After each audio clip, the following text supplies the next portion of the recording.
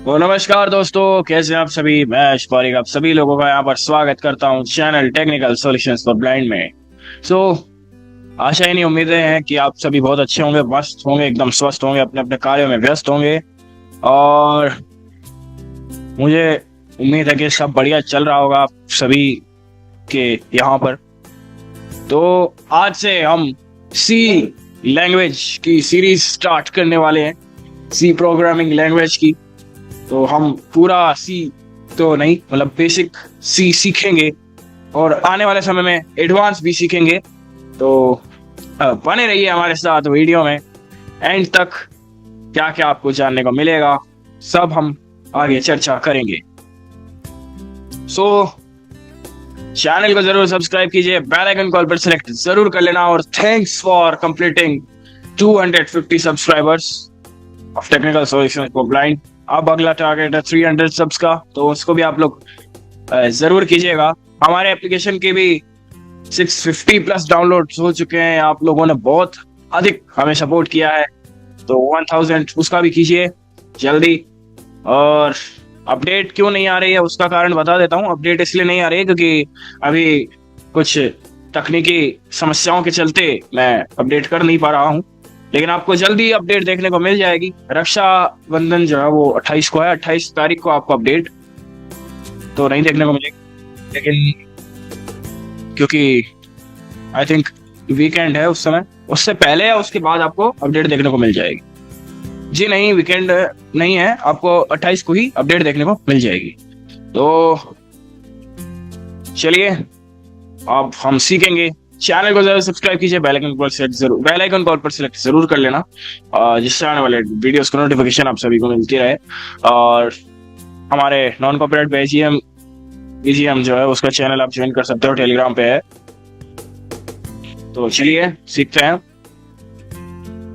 कि what is सी, मतलब सी का हम जो है आज पूरा इंट्रोडक्शन देंगे और ओवरव्यू जो है लेने वाले हैं। तो चलिए वीडियो को शुरू करते हैं गाइस। तो सबसे पहले हम जानते हैं कि प्रोग्रामिंग लैंग्वेज जो है सी, वो होता क्या है, मतलब उसका इतिहास क्या है, किसने बनाया, कब बनी, कैसे बनी, क्यों बनी। तो चलिए वो आपको बताते। तो सी को बनाया गया था 1972 में डेनिस रिची द्वारा। तो उन्होंने ये इसलिए बनाया था, गाइस नॉइस आ रहा हो तो मैं माफी चाहता हूँ। उन्होंने ये इसलिए बनाया था क्योंकि सी जो लैंग्वेज थी उससे पहले एक प्रोग्रामिंग लैंग्वेज होती थी बी लैंग्वेज। तो बी लैंग्वेज क्या थी, उसमें कुछ लिमिटेशंस थी, उसमें बहुत सारी कमियां थी। उसको सही करने के लिए, बी लैंग्वेज को कमियों को दूर करने के लिए सी लैंग्वेज का जो है आविष्कार किया गया था डेनिस रिची द्वारा एडेंटी बेल लैब्स के अंदर, यूएसए में 1972 के अंदर। सो अब मेन कारण उसका बनाने का ये था क्योंकि जो यूनिक्स ऑपरेटिंग सिस्टम है, यूनिक्स जो ऑपरेटिंग सिस्टम है वो पहले असेंबली लैंग्वेज में लिखा जाता था। ये high level, low level assembly language ये जो होती है, ये प्रोग्रामिंग की 3 स्तर होते हैं भाषा के। हाई लेवल जो होता है वो मानव के समझने योग्य होता है, मतलब जिसे हम उसको लिख सकते हैं लाइक पाइथन, जावास्क्रिप्ट, ये जो है हाई लेवल लैंग्वेज होती है। लो लेवल लैंग्वेज होता है जो सिस्टम के समझने योग्य होता है, मतलब सिस्टम लेवल का जो कार्य होता है वो करने के लिए लो लेवल लैंग्वेज का यूज होता है। जैसे कि हमारा जो एप्लीकेशन है उसमें भी लो लेवल लैंग्वेज सी का यूज हुआ है, C++ का यूज हुआ है, मतलब हुआ सी का ही है। C++ जो है वो उसका मॉडिफाइड वर्जन है। C++ पे भी हम कभी बात करेंगे, सेम चीजें हैं दोनों। तो उस टाइम पे क्या होता था कि जो यूनिक्स ओएस जो होता है वो असेंबली में लिखा जाता था। असेंबली भाषा इतनी कठिन होती है कि उसको लिखना बहुत मुश्किल है। और फिर जब सी का जो आविष्कार हुआ 1972 में, 1972 से पहले बी लैंग्वेज थी, जैसा कि मैंने आपको बताया, केम टॉमस ने उसका जो है आविष्कार किया था, केम टॉमस ने बी लैंग्वेज का। तो डेनिस रिची ने इसको इसलिए बनाया था ताकि जो यूनिक्स ओएस है इसको हम पोर्टेबल बना सके, यानी कि हर कंप्यूटर के अंदर जो उसको चला सके। सॉरी गाइस, नॉइस के लिए माफी चाहूँ। तो हर जो है उसको चला सके आराम से बिना किसी प्रॉब्लम के। सो गाइस फिर सी का जो है संस्करण आया 1972 में। उसके बाद से लिनक्स यूनिक्स को जो है पूरे ओएस को कोड को बदलकर सी में शिफ्ट कर दिया गया। अब सी एक मिड लेवल लैंग्वेज है। देखिए आपने हाई लेवल लो लेवल के मैंने अभी आपको बताया, अभी मिड लेवल क्या है ये मैं आपको समझा देता हूँ। मिड लेवल का मतलब है कि सी हम हाई लेवल में भी लिख सकते हैं, लो लेवल में भी लिख सकते हैं। यानी कि हाई लेवल लैंग्वेज मानव के समझने योग्य है सी जो है भाषा, और लो लेवल यानी कि सिस्टम जो है सिस्टम लेवल पर कार्य करता है सी, तो मिड लेवल लैंग्वेज कहते हैं। यानी कि 50% हाई 50% लो ऐसे मान के चल सकते हो आप। ये उदाहरण है, ऐसे वो मत मानना कि 50% है 50% ये है वो। ये मैं उदाहरण देके समझा रहा हूँ कि 50% हाई हो गया 50% लो हो गया, आधा आधा हो गया मिड लेवल लैंग्वेज। सी को mother of all programming language कहा जाता है। क्यों? क्योंकि जो सी लैंग्वेज है, Python, Java, JavaScript, PHP, MySQL, जो भी है लैंग्वेजेस और डेटाबेस, उन सब में बैकएंड में और जो उनके जो सिंटैक्स है वो कहीं ना कहीं सी से प्रेरित है, सी से ही निकले हैं। जैसे हमारे भारत में भाषाओं की जननी है संस्कृत, वैसे ही कंप्यूटर में प्रोग्रामिंग भाषाओं की जननी है सी लैंग्वेज।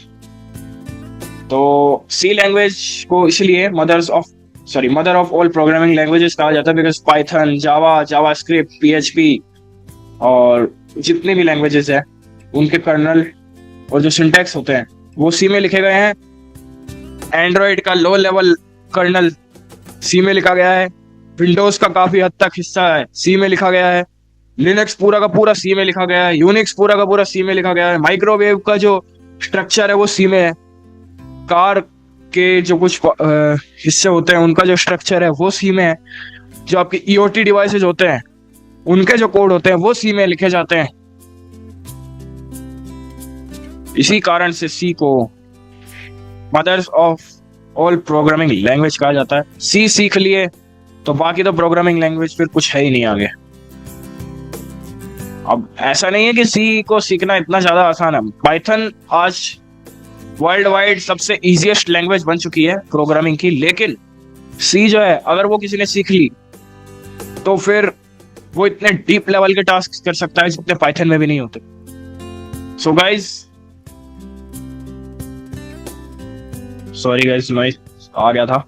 तो मैं ही कह रहा था कि जो सी लैंग्वेज होती है वो किसी ने सीख लिया तो फिर कोई बचता ही नहीं आगे, मतलब क्योंकि सी भाई इतनी लैंग्वेज खतरनाक है वो कि उसमें आप इतना सब कुछ कर सकते हो जो पाइथन आपको एक्सेस देता ही नहीं।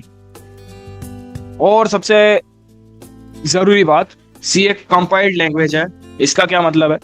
कंपाइल्ड का मतलब है कि आप सी को लिखोगे कोड को, उसके बाद आपको G++ या CLAN क्लैन जो कंपाइलर होते हैं उनका यूज करके आपको सी का जो है वो करना पड़ेगा, कंपाइल करना पड़ेगा .exe या फिर अन्य जो है सेटअप फाइलों में। अब सी इतनी पोर्टेबल लैंग्वेज है, मान लीजिए मैंने अपने विंडोज पे लिखा सी का कोड, आप कोई सा भी ओएस यूज कर रहे हो, मैं लिनक्स यूनिक्स, मैं आपको वो भेजूंगा या दूंगा, कैसे भी प्रोवाइड करवाऊंगा .c फाइल है, आप उसको अपने पीसी पे कंपाइल करोगे तो वो आराम से कंपाइल हो जाएगा। इसलिए सी को पोर्टेबल लैंग्वेज कहा जाता है। अब सी क्यों सीखनी चाहिए वो मैंने आपको बता ही दिया, क्योंकि सी सीख लिए तो फिर सारे प्रोग्रामिंग जो लैंग्वेजेस है वो सीखना आसानी से संभव हो सकता है। और सी के कुछ फैक्ट्स मैं आपको, और सी को पाइथन का पिता भी कहा जाता है क्योंकि सी का जो पाइथन का जो इम्प्लीमेंटेशन है, जो सी पाइथन है वो सी के अंदर लिखा गया है। और आप एक चीज बताता हूं मैं आपको, सी के अंदर स्ट्रिंग नाम का कोई डेटा टाइप ही नहीं होता भाई। डेटा टाइप से आपने पढ़े होंगे जावा में पढ़े होंगे, जावास्क्रिप्ट में पढ़े होंगे, कोटलिन में पढ़े होंगे, डार्ट में पढ़े होंगे, उनमें डेटा टाइप्स होता है स्ट्रिंग। लेकिन सी के अंदर स्ट्रिंग नाम का कोई डेटा टाइप नहीं होता। सी में जो है डेटा लिख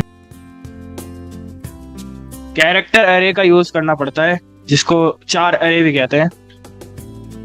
और जो सी है उसकी जो प्रोग्रामिंग लैंग्वेज की जो बुक थी, सी प्रोग्रामिंग लैंग्वेज, वो इतनी छोटी है पर फिर भी उसमें आज भी मतलब वो प्रोग्रामिंग लैंग्वेज की जो है सबसे खतरनाक बुक मानी जाती है।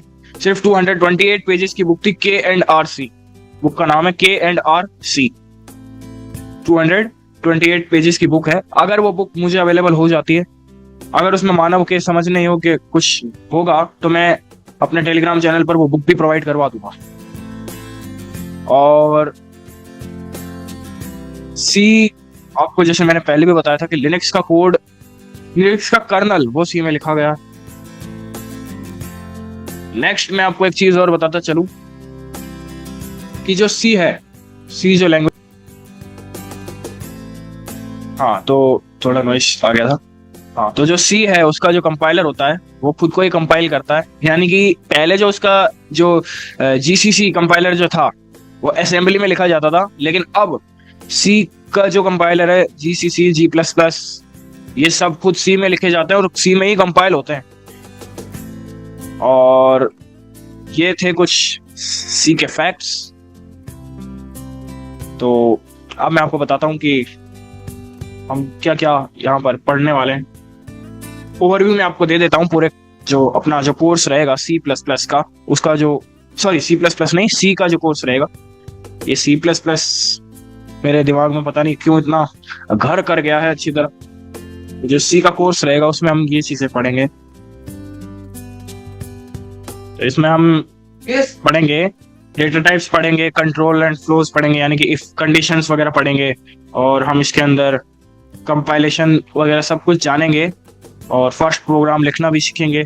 और हम इसमें फर्स्ट एनवायरनमेंट, जो सी कंपाइलर का जो फर्स्ट एनवायरनमेंट होता है, वो भी हम आपको सिखाएंगे इसमें सेटअप करना। MinGW का मैं यूज करूंगा, MinGW W64 सबसे लोकप्रिय कंपाइलरों में से एक, और सबसे एक्सेसिबल मैं इसको कहूंगा, क्योंकि बेस्ट कंपाइलर है ये। तो हम ये सीखने वाले हैं, और बने रहिए और हमारे इस कोर्स को जरूर से जरूर शेयर कीजिए। ये प्लेलिस्ट के फॉर्म में नहीं मिलेगा आपको, एक कोर्स के फॉर्म में मिलेगा। तो आप हमारे इस कोर्स को जरूर से जरूर शेयर कीजिए। C programming language basic to advance हम जानेंगे, सीखेंगे, समझेंगे। और वीडियोस लंबी हो सकती है, ज्यादा तो मैं वैसे लंबी करूंगा नहीं, कभी किसी वीडियो को इतना ज्यादा लंबा खींचूंगा नहीं। लेकिन जो ये है सी, ये एक बार सीख लिए तो फिर कोई प्रॉब्लम नहीं होगी किसी भी प्रोग्रामर को, क्योंकि जो प्रोग्राम होता है उसको सी ही सिखाया जाता है, मतलब वो सी ही सीखता है, क्योंकि सी ऑल प्रोग्रामिंग लैंग्वेज की मदर है। ये मैं काफी बार बता चुका हूँ, एक बार और बता दिया। तो ऐसे हम सी सीखेंगे। और मैं माफी चाहता हूँ कि मैं इतने दिनों से वीडियो ला नहीं पाया था, कुछ एग्जाम्स वगैरह भी थे और तकनीकी कारण भी था। तो आज से डेली तो नहीं, वीक में 2 टाइम्स आपके लिए रात 9 बजे वीडियो प्रोवाइड करवा दी जाएगी। और वो बुक जो है प्रोग्रामिंग लैंग्वेज K&R-C, वो अगर अवेलेबल होगी तो मैं आपको जरूर प्रोवाइड करवाऊंगा।